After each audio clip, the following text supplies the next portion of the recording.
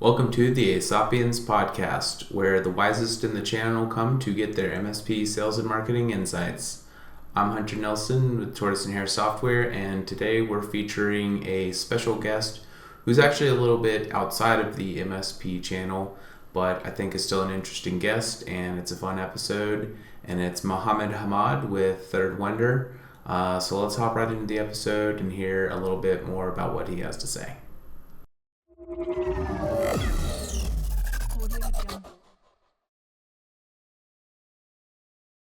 All right, welcome to another episode of the Aesopians Podcast. I'm here with Mohamed Hamad.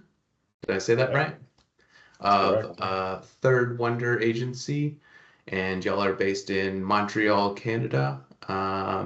So I won't, kind of drain the slide here, so to speak. So why don't you I'll turn it over to you. Why don't you tell us who you are and what you do? Thanks for the introduction, and thanks for having me, Hunter. It's really exciting to be on this podcast.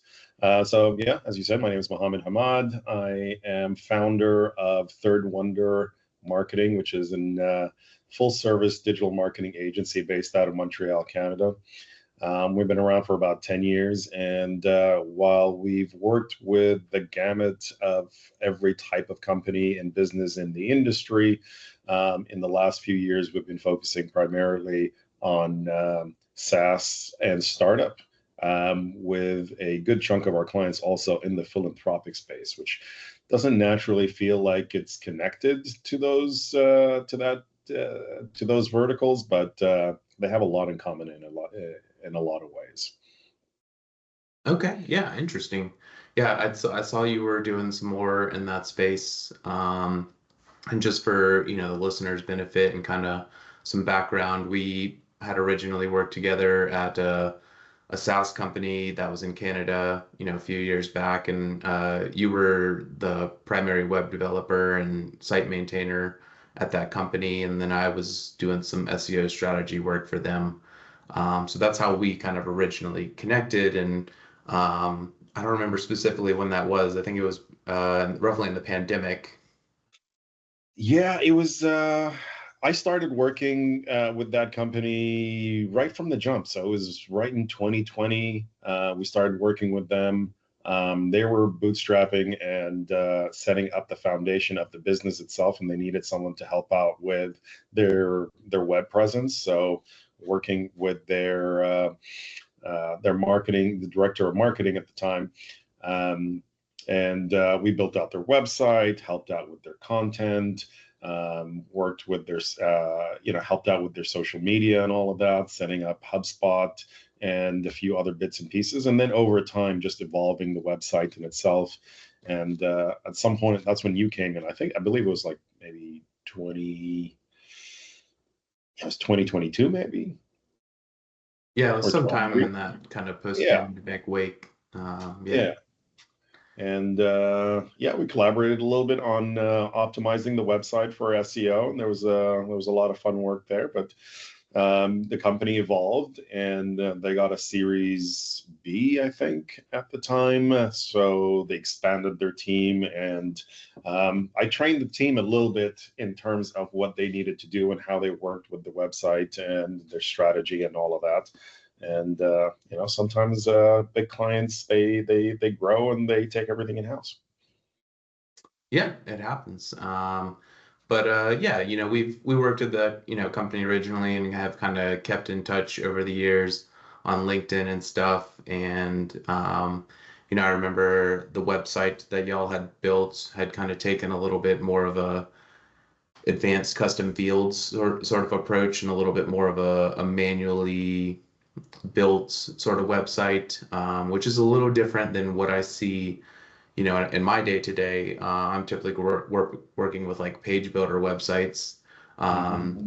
So, I thought that was interesting because I just don't run across a lot more as many of the, websites that take a little bit more granularly controlled, approach with ACF and kind of a page builderless style website build on WordPress.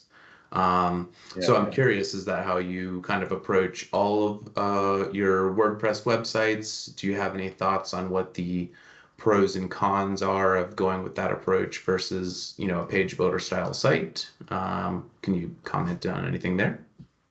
Absolutely. And that's an interesting question because it's a very philosophical question, especially when you're working with brand managers and organizations that grow really rapidly, where there's a lot of people touching the website and moving things around. One of the things that we like, the reason we use advanced custom fields and have very rigid structures, and obviously, the theme, which we call Wunder theme, is the foundation of all the websites that we build, and that is because page builders are too flexible sometimes when you want to have a very strong, holistic brand on your website. And what that leads to, while the original intention of a website, usually built by the original designer or the original brand manager in the company, has strong brand guidelines. They go through the exercise of designing and the aesthetics and the communications. People come and go. People's aesthetics change. You have different teams, and everybody has their little essence to it. And what happens there is that over a couple of years, you'll start to see where things have deviated, right? You'll see almost like the rings in the tree kind of thing of who came in and when they left and someone else took over, right? So by being a little bit more structured and saying, look, these are the components that you have. This is the design language that you have. And this is what was set up from the get-go as the foundation of the website. Anybody who comes in that's running the site is a little constrained, but is focused on the structure and focused on the content itself, right? Instead of manipulating pixels here and maybe playing around with the transition. Ooh, I like fades versus slides for this thing, but all the transitions on the rest of the sides are fades. You start to you're like, why is this page a little different from everything else? You know what I mean? Gotcha. So it keeps people focused. It keeps people structured. It keeps people, it gives them the autonomy, not the autonomy, but let's say the freedom to only focus on the content and the message that they want to have, as opposed to being a designer when they're not. Right? Interesting. So that's more of the philosophical side of why we structure it that way. And brand managers love it because they have the confidence that nobody's going to go and deviate. Nobody's going to come in and one day decide that they like fuchsia as a color and try to throw that everywhere, or so that's one thing. It does become very limiting, and that's by choice. But then when we do have brand refreshes, those now are points of discussion that then we can have and talk to our clients and say, okay, what is working for you and what isn't, and how can we make it better? And then because of their usage of the site and what they want to express, it ceases to become about features or I saw this somewhere else. It's more like, what are you trying to communicate with this layout or this design or this aesthetic that you want to come in? And then you can bring a designer, a developer, a brand manager, and the content people together in the room and have that conversation and make it better overall in a very holistic space. Interesting. Yeah. And that makes sense, because the SaaS space is just a completely different ballgame than the MSP space, and that, a lot of those companies get funded and then they want to grow extremely fast and it's all breakneck pace. People are coming in and out. So, brand continuity and brand integrity are, higher or concerns that, I typically just don't face. The MSP space is kind of bootstrapped and, slow moving 3-year contracts, all that stuff. So, and is also, just a lot lower spend, lower scale, things like that. So a lot of them are just trying to get a critical mass of content and things like that, and need to do a lot with a little. So that's interesting. I hadn't heard those kind of concerns cited before. A lot of times when people talk about an ACF versus page builder style approach, it's more of a technical objection to the slowness and sluggishness of page builders, and you know uh, how ACF and more lean approach is like the technically sound choice rather than more of a but you're really citing more of a branding, marketing, and kind of org structure related concerns rather than the technical ones. So that's interesting. Yeah, it was born out of the fact that, as I've worked with hundreds of businesses, and while I come from a design background, I'm a developer as well, and I've worked in I run a marketing agency, worked with marketing teams all over. Um, if you get people to focus on the thing they do best, then you have much better outcomes. So if you're taking away any of the friction to creation, that makes it better. So if you have someone who's let's say a copywriter that needs to publish something on the website and goes there and there's too many options and too many bells and whistles, and I just want to publish this, if you make that easy for them, then they can focus on the content and not have to have that learning curve of learning a new tool and a page builder and mess around with paddings and hover colors and all of that. And if you're a designer, then work with your developer to really get your design to shine. And then create a design system in a language that you can also take elsewhere with you. So it's all about scalability at the end of the day, getting people to focus on what they really want that they're best at, and get people talking with each other. Okay. All right, well, cool. So when we first worked together, I do feel like maybe your agency was maybe more web development focused than it is now today. And then it also seems like maybe you've added a little bit more focus on CRM stuff, and maybe gotten into the nonprofit vertical. I guess tell us a little bit about how the agency has evolved over the past 5 years. Is my assessment correct there, or what's been going on lately?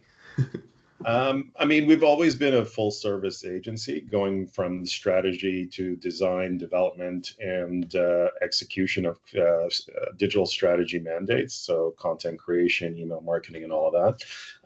It just so happens that the most tangible thing that you can show in a case study is usually a website, because people can look at it and go visit, But strategy side, we work with we worked with our clients to understand their target market, do their due diligence on who their competition is, create their personas, create their brand messaging, and from a visual standpoint as well as a communication standpoint, how to talk to your audience in different channels, different mediums, how to keep the same tone. Change your tone depending on the medium, while staying true to the voice of the organization and the message of what they're trying to do. In saying that, a website is the foundation of your digital presence online, right? That's the first touch point. When someone hears about you, they're like, okay, what's your website? So they go straight to the URL. There's obviously social media, email marketing, your search side of things, ads, but they all coalesce into the one page or the one site. In the last couple of years, we've leaned in a little bit more on HubSpot. So we're a HubSpot solution provider. And we help organizations leverage that. In the last 10 years that I've been running the agency, I've tried every CRM under the sun. they all promise a lot, they do a lot, and not to say that HubSpot is the most perfect one out there, because there's no such thing as a perfect CRM, but from a marketing and sales standpoint, it has a very unique sweet spot, especially for creative marketing, because it really brings in that inbound, outbound sales, social media, email, all of that in one place. And if you really work it well, it can really sing. And it's the easiest one to configure out of the big ones. You've got Salesforce, which is I won't even get there. Yeah, that one's pretty complex. Yeah, and then there's like the smaller bootstrappy ones for scrappy companies like Copper and Insightly and Pipedrive, which is for sales focused, but nothing really brings all the key components that you want as much as I found that HubSpot does. Sure. Yeah, I've tried MailChimp, which is not even a CRM, Pipedrive. I'm on ActiveCampaign now. I've done a little work with HubSpot.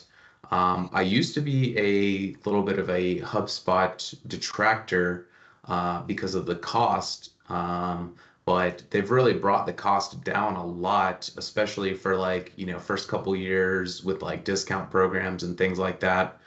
And then you kind of couple that with, the expense of some of the other, what I would say second tier or third tier service CRMs kind of raising their prices. HubSpot's definitely become a much more competitive option due to its ability to, really integrate, like you said, inbound, outbound, and, service and, all the modules for a much more affordable price than it used to be. Yeah. Yeah, no, their pricing has changed a lot. Their offerings has changed a lot. They're really baked in a lot of the tools that you would have needed third-party collaborations or integrations with. They brought them in-house. It's funny because each time they create new features or new tools, obviously, if you have a specialized tool, it's going to be a lot better than an add-on tool in a bigger system. Sure. But it's really the sum of all parts as opposed to looking at the individual thing, right? So for instance, MailChimp could have a lot better features in terms of, let's say, if you focus only on email. But if you want email connected to campaigns that connect to social and your CRM and have automations with the landing pages and all of that, that becomes a different story, because now you've got a web of systems that is at the core of your client. And that in itself, the sum of all those parts is much greater than having like every bell and whistle when it comes to email kind of thing. Yeah, I think the main value that I see is kind of the attribution, and like you said, you get a really good visibility across like how people are coming into your company and their funnels and journeys and things like that. So that's great. Are you doing any, marketing automation or kind of email marketing for your clients? I'm assuming you would be with some HubSpot stuff going on. Yeah, workflow automation and email automation, that's always the fun part of things. And with each client, depending on the type of thing that they want, who they're going after, what are the campaigns that they do, that's always an interesting thing. And that's where having a strong digital strategy comes along. Like, what is it that you're trying to do? How are you going to try it? How do you want to connect with the audience, reach out to them, understand them, what touch points mean more than others, so that due diligence in the beginning leads to an easier implementation of let's say your marketing systems like HubSpot and creating those workflows. Yeah. Okay, yeah, interesting. Yeah, I think as my agency has kind of grown, I spent like the first 5 years of my agency thinking about nothing but lead gen. Like, how do I generate more leads? How do I generate more leads? Things like Mhm. that. Over these past, year or two, I've really gotten to the point where like, leads are coming in and I'm thinking a lot more about how do I continue to follow up with people, and just overall shifted a lot towards a stronger focus on email marketing.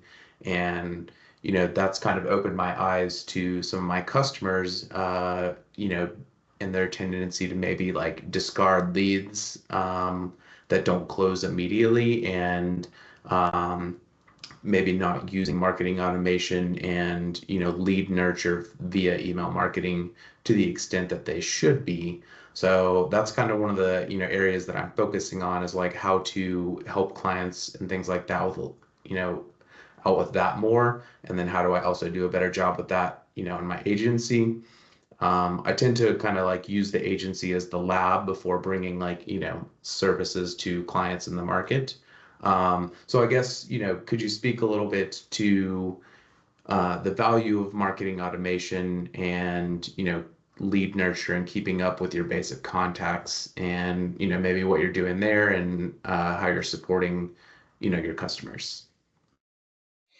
Absolutely. It's marketing automation, um, for a lot of people sounds like a silver bullet that's going to solve everything. But really it's a constant refinement process of what is it that your team is doing repetitively, in a consistent way, that maybe you can get something else to take that off your plate, because we get busy, we have lives, things come up, holidays, um, you know, emergencies, uh, people taking, sabbaticals. It's all sorts of things, and there's too many variables in people's lives. But things need to um, be structured in a cadence to make sure that one, your team, sorry, your clients feel that they're taken care of, they're reminded about things. There's a sense of clarity and structure that's coming from you as an organization, as an agency. And if you're not leveraging these automations, then the onus is on you to always be on top of everything all the time, and that becomes, um, one, very prohibitive, and two, very costly, from a monetary standpoint, because if you forget something, or you just don't take that note down, or relying on your memories is an awful thing. So take your memory, put it in a, that's why we build computers, so that you can take the stuff off our plate. And that's where the automation part comes in. But what is it you want to automate it, and what brings value? It depends. So for instance, if you're SaaS, there's certain automations for, let's say, booking a demo, or reminders to renew, or upselling. All these types of automations, depending on usage, or touch points, or how many times you log in, or how many times you don't log in, those types of things. On the philanthropic space, it's how do you work with grantees and grantors and funding, and reminders about annual general meetings and conferences. It's there isn't really an absolute monetary space, a monetary outcome, but there is more of a communication standpoint of making sure people know about things in advance. Keep the touch points alive, reminding people of certain key milestones and events, keep the board active, the committees, they have your grantees, certain financial milestones that need to be out there. So it's very communications heavy versus the other side, which is conversion and monetary heavy. Okay. Let's talk about it more from like a lead nurture standpoint. So let's say, are you in favor of newsletters? Do you have like kind of, newsletters? What sort of cadences do you see that work? What's the frequency basis that you think is, most effective from like a a lead nurture standpoint. Any insight there? Again, different industries have different cadences with emails and email newsletters. If you have very engaged and it's a high touch point and a fun, what you call it, product, a little bit more newsletters doesn't really help. Sorry, it does help a lot. As people are excited to read about, what's the new feature, or what can I do with this new shiny tool that I got, or give me ideas, kind of thing. But when things are a little drier, or let's say someone's already in the funnels, already been using the tool for maybe 6 months to a year and all of that, you don't necessarily need to have that many touch points or that many email messages out there. They're going to get email fatigue. Email's a very personal space, right? We get everything from work to daycare messages to announcements about taxes and elections to bills. Everything comes through in our email, and it's almost become like a full-time job to just parse through your email, to the point now we're creating AI tools to get rid of the fluff in email. So being conscious of that, and being respectful of the space that you're in when it comes to email is top of mind there. And that's the greatest challenge with email. So most people kind of come into and say, yeah, email, we're going to have like a monthly newsletter and another thing every 2 weeks, and like a sequence of 3-4 things that go every other day or whatever it is. But you have to look at it in the aggregate. Like, are you harassing someone by all of these emails, or are you being useful and helpful? So that's the art and science of email marketing there. Sure. Yeah. Kind of the approach I've been working on right now is like a monthly newsletter, and then I'm kind of like trying to increase that to more like a weekly, email thing. And then I'm also trying to see if I can roll out cadences that are contextual to the original touch point. Like if it's a lead magnet, do I do like a 6 to 8 email sequence for the lead magnet before putting them on the newsletter? Do I let the lead magnet cadence run at the same time they're on the, newsletter, blast? Do I have a catch-all kind of subscriber onboarding that runs before they hit the newsletter and in between the lead magnet cadence, some things like that. So, that's what I'm, really thinking about right now and trying to work on. So I don't know if you have any thoughts on structuring that sort of like, those cadences, or any optimal, mixes there. I would say just make sure that there is an exit clause in your email sequences, that if someone doesn't open an email once, twice, thrice, then the rest of the sequence gets stopped, just because if they're really not engaged, then there's no point in just like blasting them. At some point, they're just going to select all and get rid of it, or just unsubscribe. And you don't want them to unsubscribe, right? You want to keep there for them as long as possible. There have been some really interesting plays that LinkedIn has been doing with LinkedIn newsletters.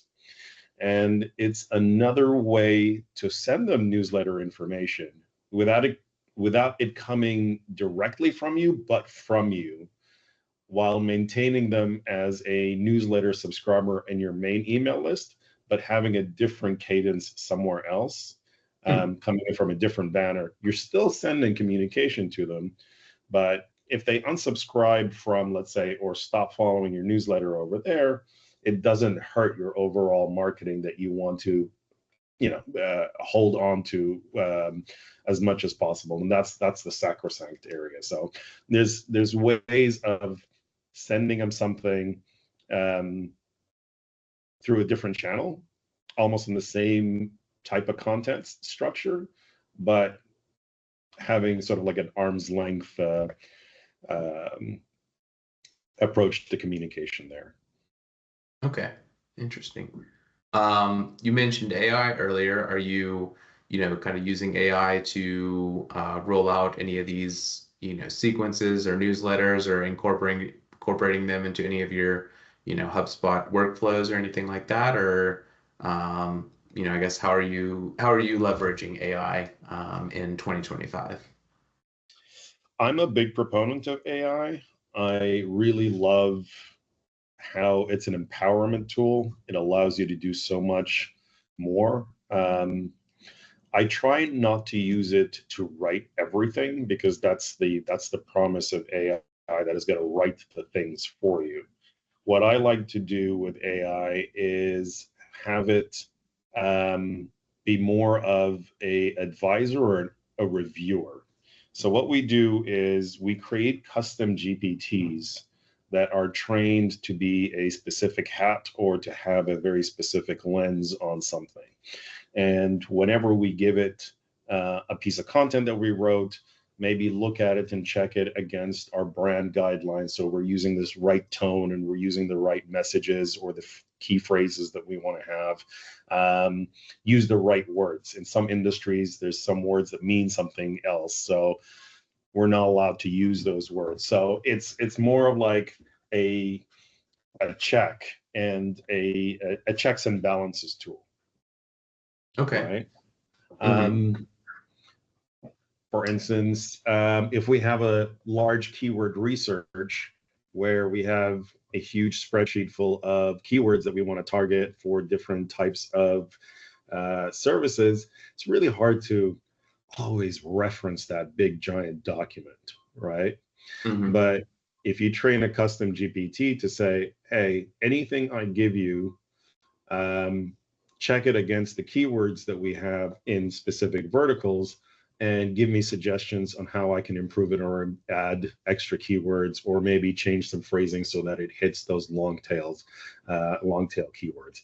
And then copywriters, although they understand what they need to do, sometimes the flow comes in and they write something really solid, and then the keyword density is not as much there, or they're just not hitting the mark.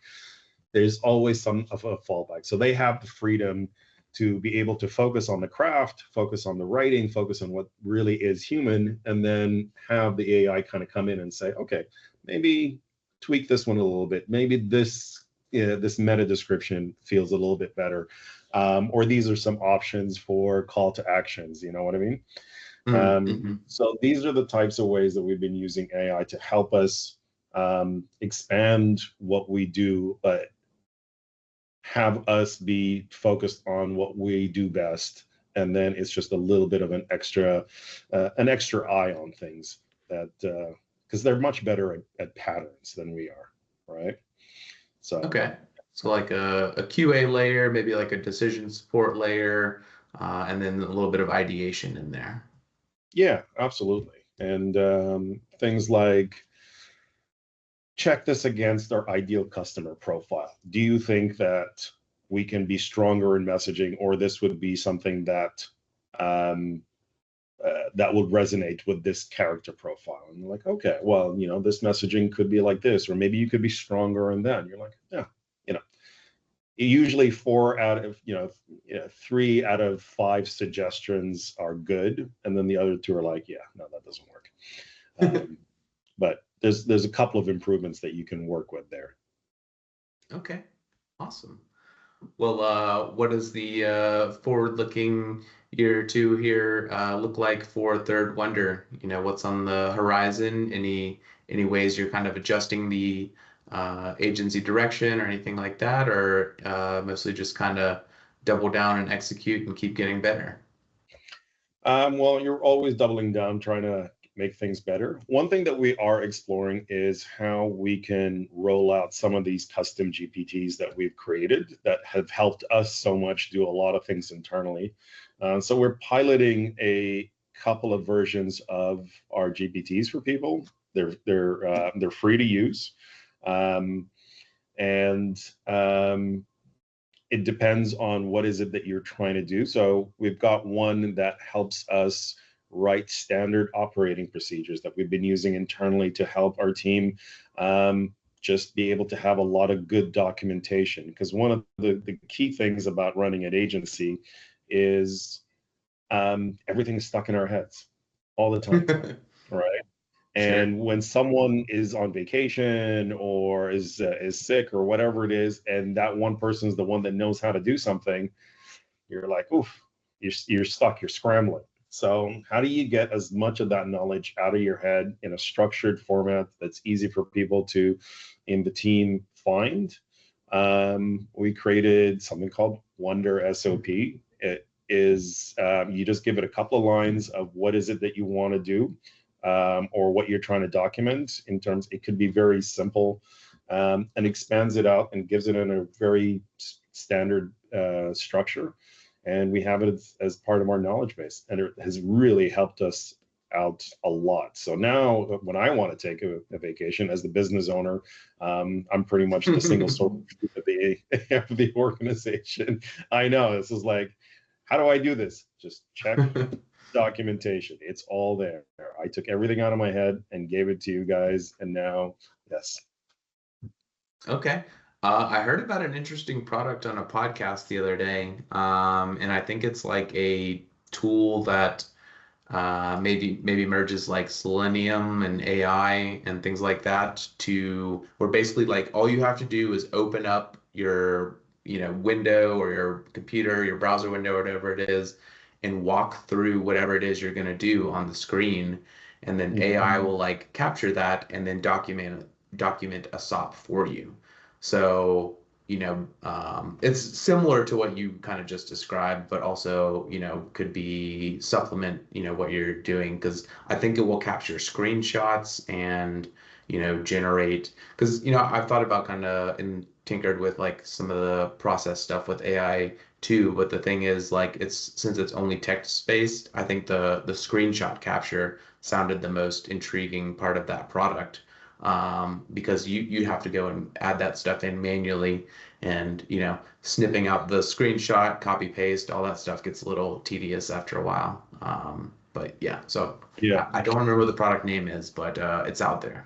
There's a few of them out there. We used something called Scribe or Scribe How, and that one does that where it records all the clicks and it creates either a slideshow of all of the steps or creates a video out of it. We use another tool called Komodo Dex, which does that with video and slide guides. So Okay. it's a twofer. We use those for client-facing documentation.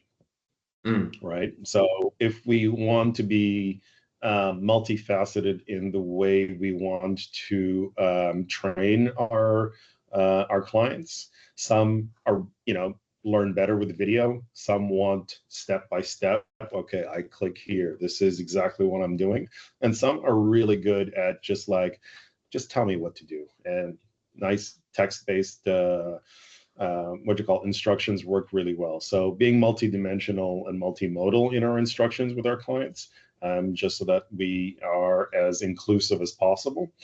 That's what we use for that. But at the core of it, before we record that internally, having our own instructions, usually we try to keep it text-based because user interfaces change, right? And they change very often. And that becomes very difficult to update.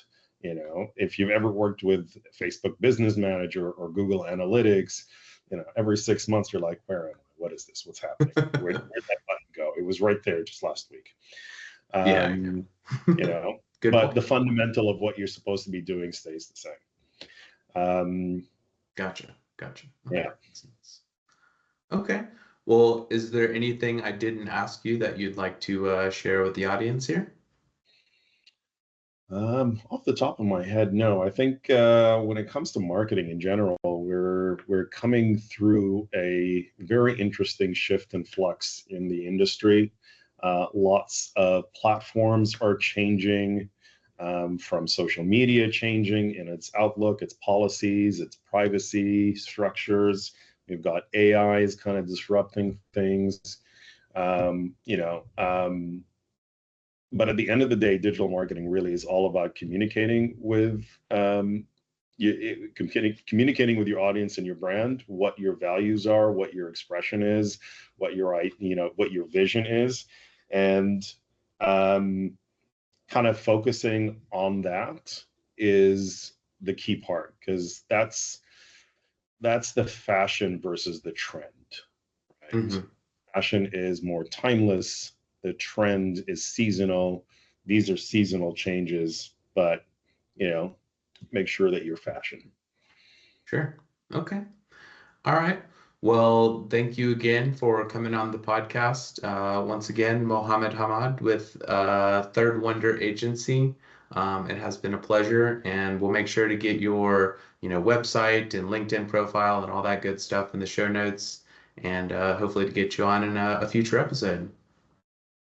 Awesome. Thank you so much for having me. This was a lot of fun. Okay, great. All right. All right, I'm gonna kind of, video edit cut there. But we're pretty much done. I've, been keeping an eye on time, make sure you didn't, break your hard stop at 2 and all that stuff. No worries. Thank you so much. Yeah. Yeah. What do you think? Everything went well?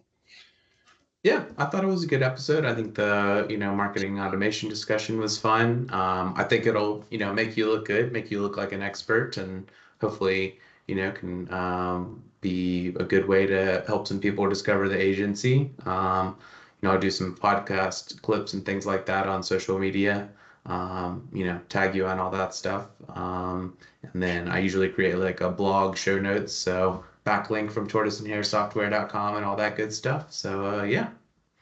Awesome. Okay. And yeah, I mean, also, if you want to be on the webinar kind of thing, talking about MSP marketing and 3 shifts that MSPs should think about to improve their marketing, I think that would be also a great episode if you're up for it. Okay. Yeah, sure. Just let me know whenever you have a slot or whenever, or Sounds whenever good. you need a guest. Awesome. Okay. All right, man. Well, this was great. Thank you so much for the opportunity. Sure. All right. Well, have a good weekend, and I'll chat with you later on LinkedIn and such. Awesome. Cheers, man. All right. Bye. Mohamed's a great guy and a pleasure to work with, and he's built a nice little agency up there in the Montreal area. And if you're in the Montreal area or in Canada or in the SaaS or nonprofit space, definitely reach out to Mohamed at Third Wunder and see what they can do to help you out. We'll definitely get his LinkedIn profile and website and everything linked in the show notes, so you can check that out. If you did like the episode, be sure to like, subscribe, follow, all that good stuff. And once again, I'm Hunter Nelson with Tortoise and Hair Software, and thanks for watching.